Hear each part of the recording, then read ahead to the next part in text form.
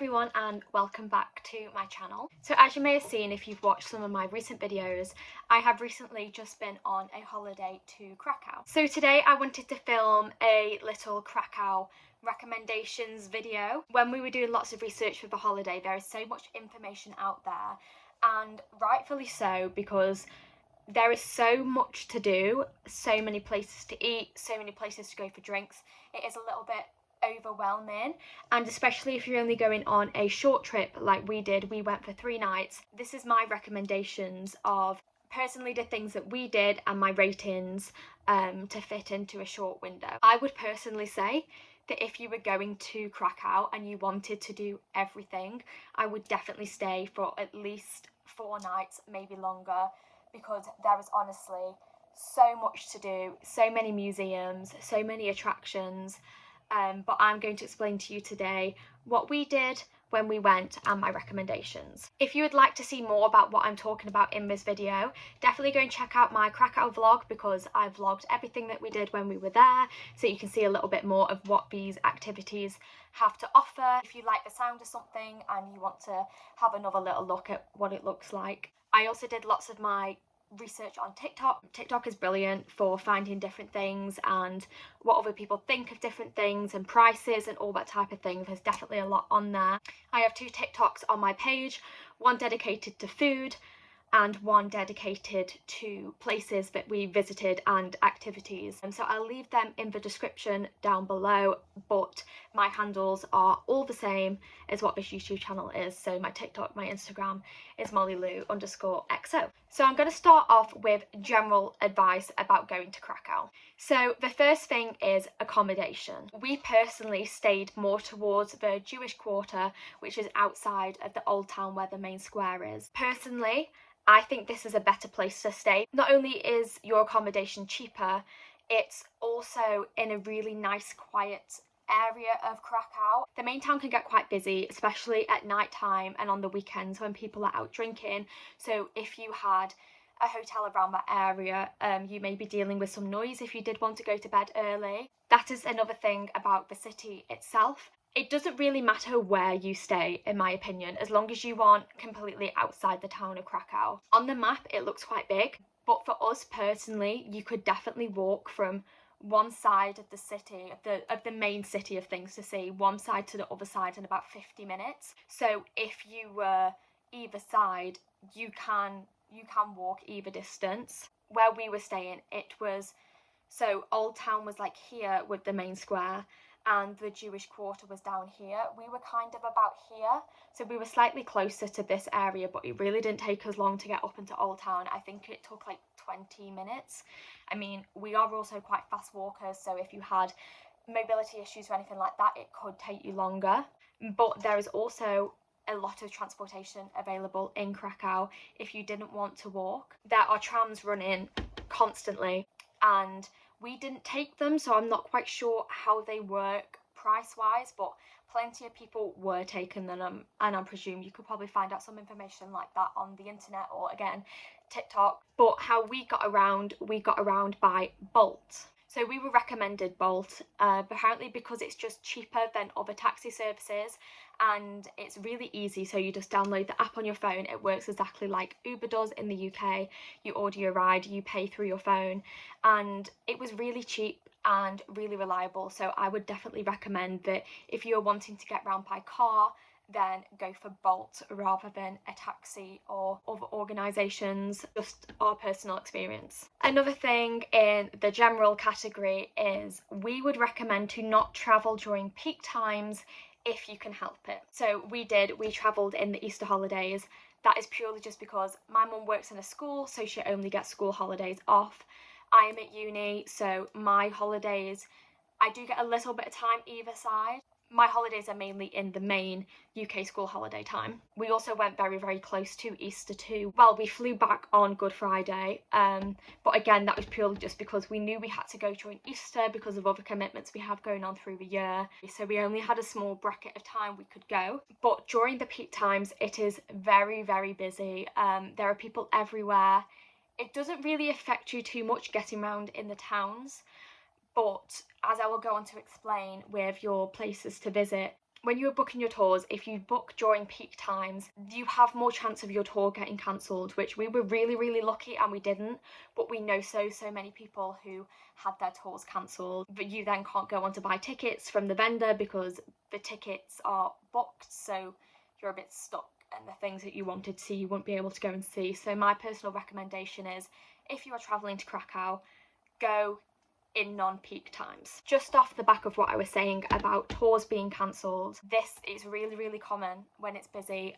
We got messages from our tour places before we went saying that there was a possibility that the tour may get cancelled. So we would actually recommend to not book through a tour operator such as we booked through Get Your Guide. Don't go through any tour companies. We would personally recommend to book the tickets with the place specifically that you are going and arrange your own travel. So obviously we didn't know this before we went. We thought it would just be easier to book a tour because of getting around, but getting around in Krakow is not only really cheap, but it's really easy as well. You could so easily get to the places that you wanted to go to without having to have a tour.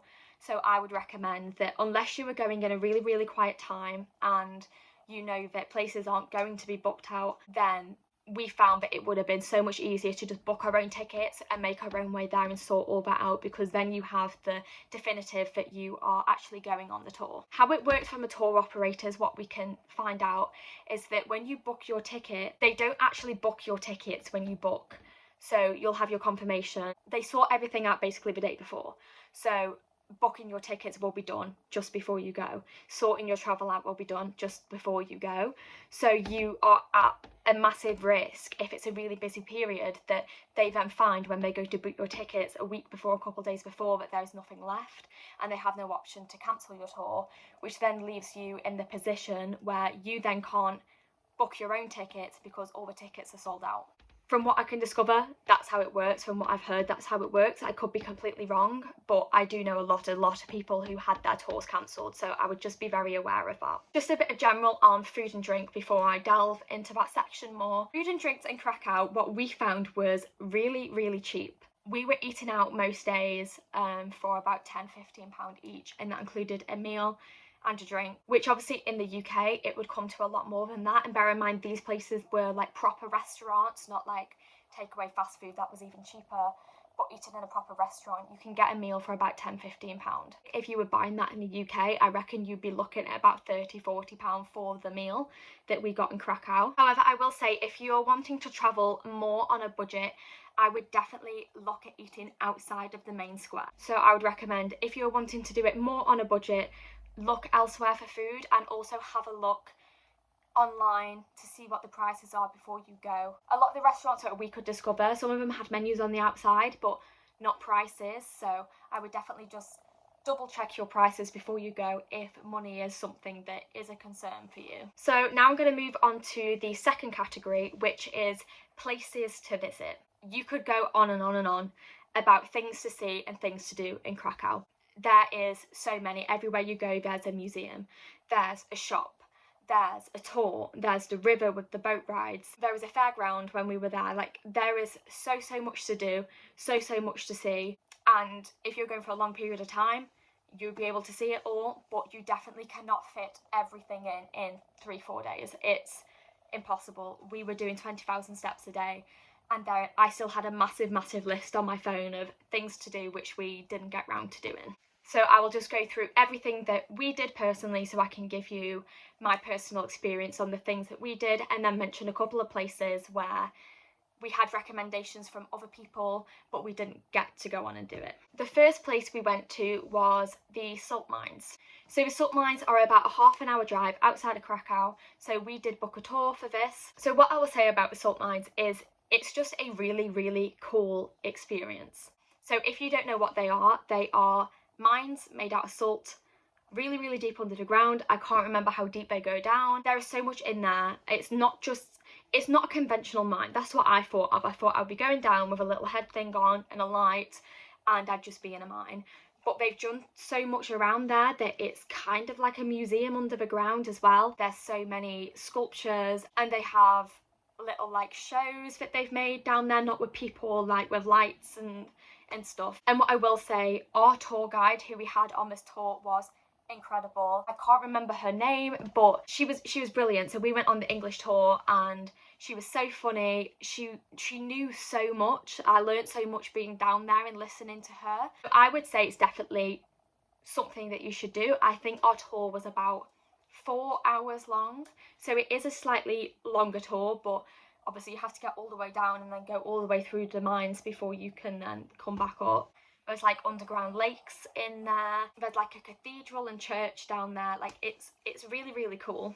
The only thing I would say about the salt mines, which I did mention this on my blog, but I'll go into it a little bit more. If you are somebody that is claustrophobic or has a fear of lifts, this might be something that you struggle with. So for me, I have a really weird irrational fear of lifts. I don't know where it's come from. Nothing's ever happened to me, but I just get really uneasy in lifts, and especially lifts that I don't know. There is a separate lift that looks like a normal lift. However, I have heard that that is for disabled people who are down there. However, when we went down, that lift was out of order. But I know some people have said that they didn't want to get into the miners' lift, so they got into the other lifts. However, I don't know how that works because it was out of order when we were down there. There was one way up. These lifts, the way I can explain them, they are little cages. They should fit about 4 people in there, but they do cram about 10 people in there, so you are like really back to people. That's where the claustrophobia thing comes in. Not only is it a tiny lift, you're squidged in between people. I explained it like being on the tube in rush hour. You were just back to back with everyone and you go up in this tiny little lift. So for me, that was a really uncomfortable experience for me because I don't like that type of thing, and I did panic, but the only reason why I got in there is because there's no other way up. You can't take the stairs.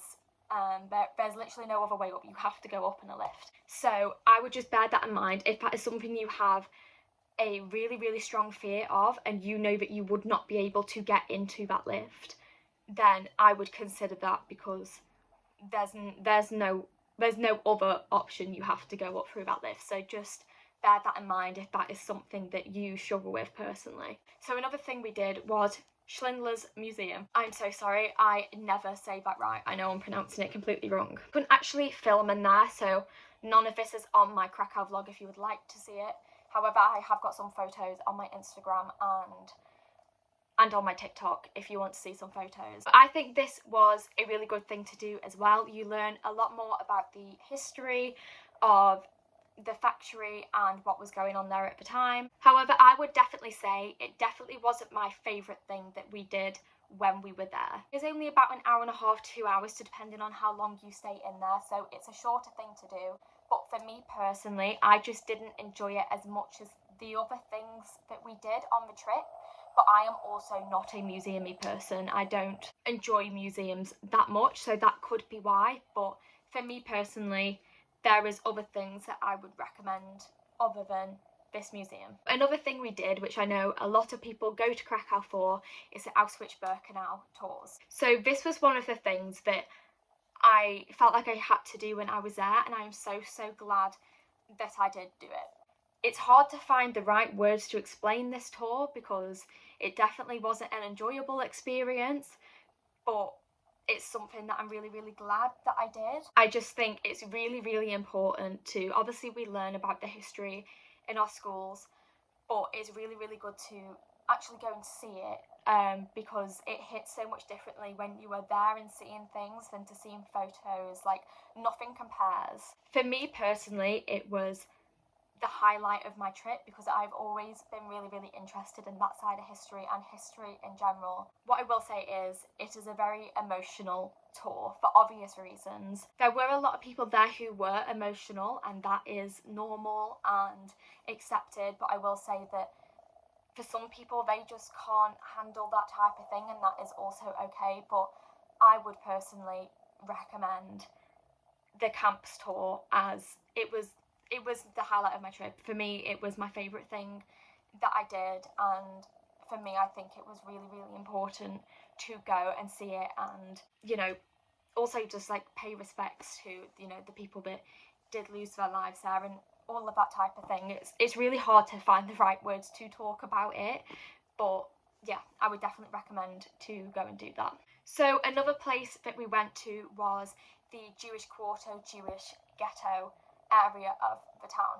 Again, this was really, really brilliant for learning about more of the history and what was going on in Krakow. However, I will say, if you are going into that area, everything's quite sparse and you have to know what you are looking for. So we did kind of wander in and was like, ooh, like I don't know where I'm going. So we then had to do a lot of research on the spot to find the things that we wanted to see. So I will say it's a brilliant place to go and see, and that area as well is lovely because it's completely different to the old town. You get a different vibe. But I will say, before you go, do your research, know the main points that you need to go and see, and you'll be fine to be able to find everything, but definitely do that research.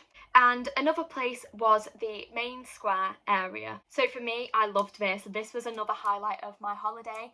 We went up that way in the evening as the sun was setting, and just with all the lights and the atmosphere, it was just really, really nice. There were people dancing in the square, there were people playing instruments, there was like people doing like dance shows, and it was just lovely. We strolled around there for quite a few hours in the evening, and it was just a really enjoyable experience. But I will definitely say to go and do it in the daytime as well, because again, it's another completely different vibe and you get to see everything in the day as well as the night. And that leads me on to the other point about if you are going at a time when there's markets, so Easter or Christmas, definitely go and do the markets as well, because that is just something else really nice to do, and it's nice to look around and see all the different food bits that they're offering and the little trinkets that they sell on the market. So I'd definitely go and do that as well. And then the last thing we did was we went to Krakow Mound. If you don't know what that is, because I didn't, because I hadn't seen it anywhere, it is essentially just a hill in Krakow that goes really high up, so you have to like hike up it. It really doesn't take long, it's like 10 minutes, but it's quite high, and you get really beautiful views out over the top of Krakow. And then a couple of other suggestions that I got mentioned to me was the Wax Museum and the Museum of Attractions. So we didn't have time to go and do anything like this, purely because we weren't there for very long, but I've heard from other people that that is something good to go and do, and I know there is other places like that around Krakow. If you Google on TikTok, if you search on TikTok, it will bring up loads of different places that you can go and see. And now for the final section of this video, we are on to food and drink. So we did go out a couple places for dinner.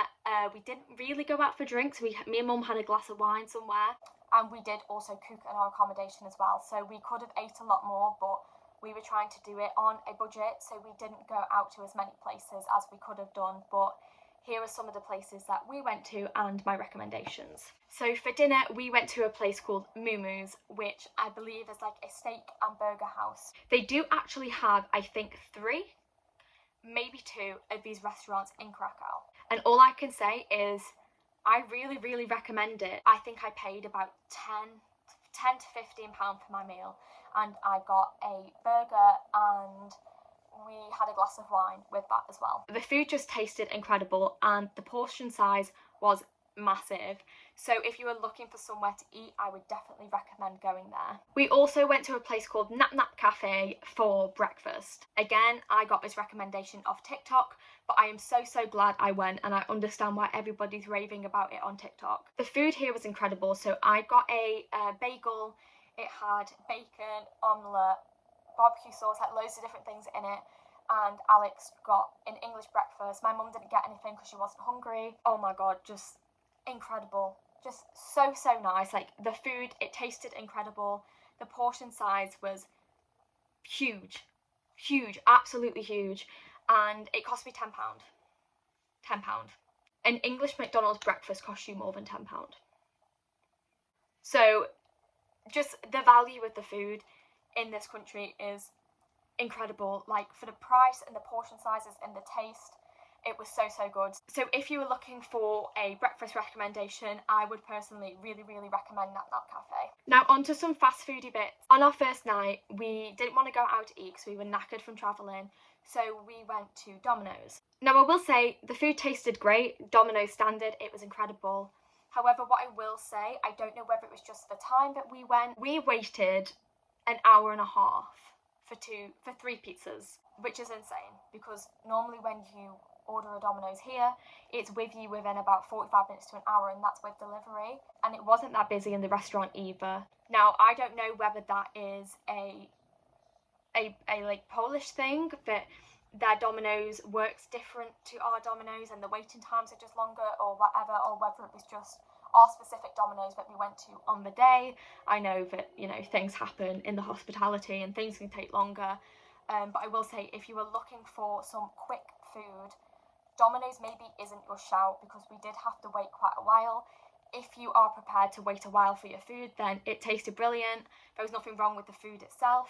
But if you're looking for some fast food, I personally wouldn't recommend going to a Domino's. Another fast foodie place we went to was McDonald's, and again, you can't go wrong with McDonald's. Again, it was really cheap, cheaper than England. But the only thing I will say is, normally when I've tried Domino's in different countries, the menu's a bit different. They had a couple of different things that we have, but the rest of it was all the same, except for just like some of the sauces and some of the stuff they put in stuff was different. But it tasted great, and it was really, really quick service. So if you're looking for a fast food place to go, then try out McDonald's. Now on to snacks. So we didn't actually get that many snacks because the meals were massive, so we didn't really want to eat snacks in between our meals, but we did get a couple of things. One thing I will recommend, there is like little corner shops in Krakow. I believe I'm saying this right, but I think they're called Zabka, and inside they do food that you can order and take away. I would 100% recommend to get one of their hot dogs. So their hot dogs were about this big, and you could get a smaller one or a bigger one, and they were £1. It was £1 for a hot dog, and they tasted incredible. You could have whatever sauce you wanted in.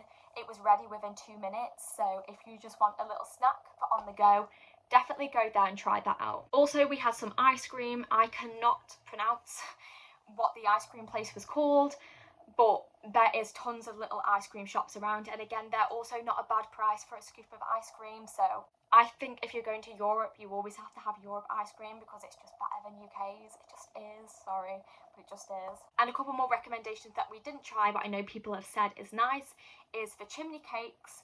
And there are lots of little stalls around with like bakery looking things, I don't know what they're called, and lots of little like fast food stand things around that you can get quick food from as well. There is also plenty of bars around. However, we didn't really drink except for on the last day. Me and Mum had a glass of wine purely because we were trying to kill some time before the plane. So we got a glass of wine from a place, I believe it was called Coffee and Wine, and again, it was great wine, tasted lovely, and a really good value for money. And some other bars that we were going to go to but we didn't end up going to was Bubble Toast. And apparently Piano Rouge is really nice to go for drinks as well, and they have brilliant food as well. But I'm not as clued up on the alcohol section because we weren't really going to drink, we were going to see things, so. And that is everything for my Krakow recommendations. I apologise that this is such a long video, but I feel like there's so much to say about this city. There is so much to do, so much to see, and everything that we did I really, really enjoyed. I had a great time. So if you would like to see more about my trip to Krakow, definitely go and check out my Krakow vlog, and I've got some bits up on my TikTok and my Instagram too. And that is all for this video. Thank you so much for watching, and I will see you in the next one. Bye!